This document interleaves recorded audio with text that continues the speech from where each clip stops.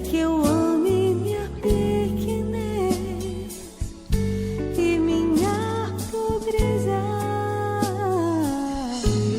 Me agrada a Deus. Um bom dia a todos. Em nossa pequenez e em nossa pobreza, o que agrada a Deus é sermos misericordiosos, sermos humildes, sermos pequenos, no sentido de deixar Deus ser Deus em nossa vida. Confesso que para mim é uma alegria muito grande quando chega este momento de meditar, ler o Evangelho, rezar um pouco, preparar um pouco alguma coisa para vocês. Confesso que meu coração se enche de alegria, porque de fato a nossa vida sem a palavra de Deus seria um desastre. Digo isso para mim, não tem que ser assim para todo mundo, mas para a minha vida, porque é como o norte que me orienta. E hoje essa palavra, a palavra que eu escolhi hoje para a nossa partilha é ousadia.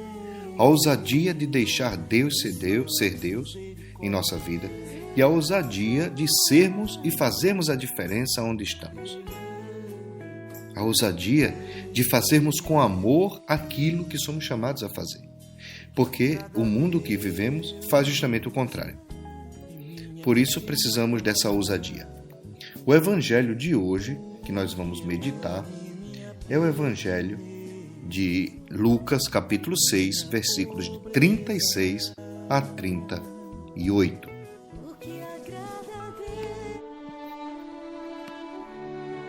E esta palavra de Deus hoje que vem para o nosso encontro, que vem para o nosso coração, diz assim: Naquele tempo disse Jesus aos seus discípulos: Sede misericordiosos, como também o vosso Pai é misericordioso.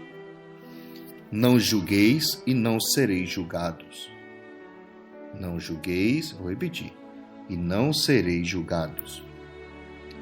Não condeneis e não sereis condenados. Vou repetir mais uma vez: não condeneis e não sereis condenados. São palavras simples, mas profundamente que podem nos ajudar a transformar completamente a nossa vida de cristãos. Vou continuar o texto bíblico, que continua dizendo assim: Perdoai e sereis perdoados. Vou repetir: perdoai e sereis perdoados. Dai e vos será dado. Dai e vos será dado. Uma boa medida, calcada, sacudida, transbordante, será colocada no vosso colo, porque com a mesma medida com que medirdes os outros, vós também sereis medidos. Meu Deus, que palavra forte! E que lição hoje, que desafio, melhor dizendo hoje, Jesus coloca para cada um de nós. Eu diria que é um desafio tão profundo que é escandaloso. Por quê? Porque este caminho de misericórdia que Jesus apresenta, este caminho de perdão, é um escândalo naquele tempo. Lembre que tínhamos a lei do olho por olho, dente por dente. E Jesus vem apresentar justamente o caminho da misericórdia. O caminho da misericórdia implica perdão, implica abaixamento, humildade, implica colocar-se no lugar do outro, implica ter um coração aberto e consciente de que, assim como eu sou pecador, o meu irmão, a minha irmã, pode ser pecadora também e merece a misericórdia como eu mereço, merece o perdão como eu mereço e por isso eu quero ser também instrumento de perdão e de misericórdia.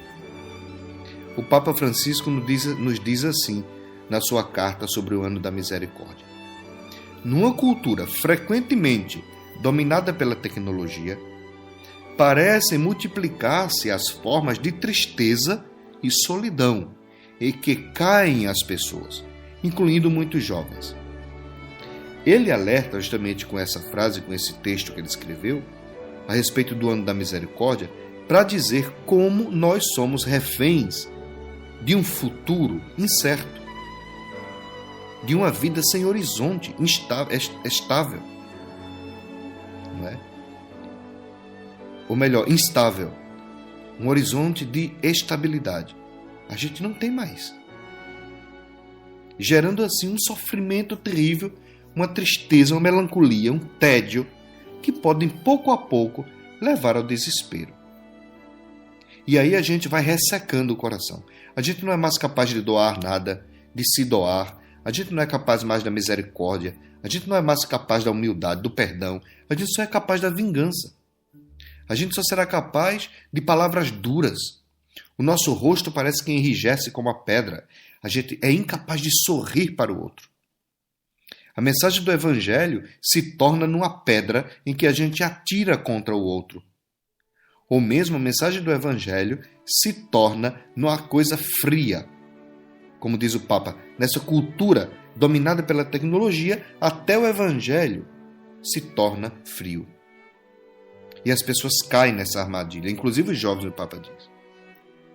E daí é quando ele vai dizer que é próprio a família, olha que bonito, a família que é um lugar de misericórdia. A família deve ser lugares quentes, acolhedores, para que ali haja o perdão e haja a misericórdia. Ah, padre, mas é muito difícil família. Quem foi que disse que é fácil? Ah, padre, mas casamento é muito difícil. E quem foi que disse que é fácil? Eu costumo lembrar sempre que diante do altar, a família, o casal promete fidelidade para toda a vida, promete amor para toda a vida, mas também promete na alegria e na tristeza. Fidelidade e amor na alegria e na tristeza. Na saúde e na doença. E quem foi que disse que ter filhos, educar filhos, criar filhos? Quem foi que disse que envelhecer juntos? Quem foi que disse que isso tudo é fácil? Mas aí que tá, o Papa diz, a beleza da família permanece inalterada, apesar de tantas sombras e propostas alternativas que a gente encontra. Mas ele continua sendo um lugar de misericórdia. A família. Veja que coisa bonita. Por isso é fundamental ter a capacidade de perdoar, de sermos misericordiosos e de fazer do Evangelho algo que nos salva e não uma pedra para atirar nos outros. Esses dias eu disse, no finalzinho, solte a régua que você mede a vida dos outros e passe a olhar mais para o seu coração, para como a palavra de Deus pode transformar a sua vida. Não tenha medo do amor de Deus. Não tenha medo de como Deus espera de nós a misericórdia. Não tenha medo. E é assim que Ele vai transformando o nosso coração. Quando a gente tem medo de perdoar, de amar, de sermos misericordiosos, e a gente prefere julgar, condenar, é porque tem alguma coisa errada em nosso coração. E Jesus disse, não julgueis e não sereis julgados. Não condeneis e não sereis condenados. Perdoai e sereis perdoados. Dai e vos será dado. Com a mesma medida com que medidos os outros, vós também sereis medidos. Gente, esta palavra é belíssima. Jesus aponta um caminho de ousadia. Jesus aponta um caminho de salvação. Procuremos viver esta palavra sem medo e assim agradar a Deus. Quero dizer hoje com muita alegria que nós estamos chegando a quase 201 mil acessos. Ou seja, passamos de 200 mil acessos. Pessoas de vários países, pessoas de várias cidades, pessoas inclusive de diferentes igrejas, o que me alegra muito, estão acompanhando, meditando, orando, rezando juntos como família, porque o Evangelho nos une, não pode nos separar e nos dividir. Abençoe-vos o Deus Todo-Poderoso, o Pai, o Filho e o Espírito Santo. Amém. Um bom dia para você e agrademos a Deus com o nosso coração pequeno, humilde.